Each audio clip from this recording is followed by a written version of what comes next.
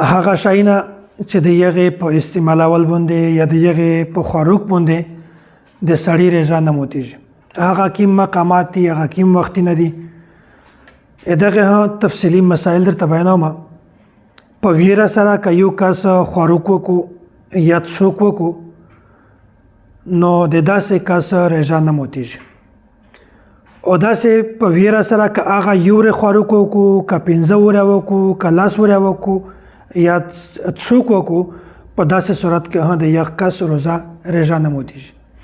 نو ویره نسیان دا یو داسې عمل دی چې په دا باندې رضا کله هم نه موتیږي. دومره مسله په دا کې دا ده چې که یو کس داسې وي چې هغه په ویره سره خوراک کو، څوک کو، او بل کس د بهر نه وویني چې دا خو رضا دوری سړی دی، دا خو د رضا په حالت کې خوراک کو، څوک کو، نو بیا ځینې خلک دا وایي چې دا ته رضا مه ور په زړه کوه ځکه چې دا خو د الله تعالی ولما دی. په دا کې لږ تفصیل دی. تفصیل دا دی چې کوم رضا دوری سړی دی د یغ جسامت ته وکسې، یغ ته وکسې چې هغه کس کمزوری دی او که طاقتور دی.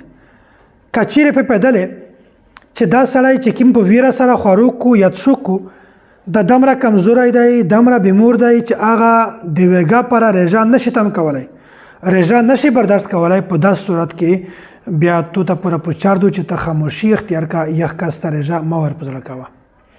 که چیرې سړی طاقتور وي، مضبوط وي، په پیدلې چې دا سړی ویګا پر رضا تم کولی شي، رضا نیولی شي، هیڅ په صحت باندې اثر نه رسي، په رضا باندې هیڅ اثر نه رسي، په داسې صورت کې ته د پوره لازمه ده چې یخ ته رضا ور په زړه کا چې د تو رضا دو خوراک مه که، څوک مه که.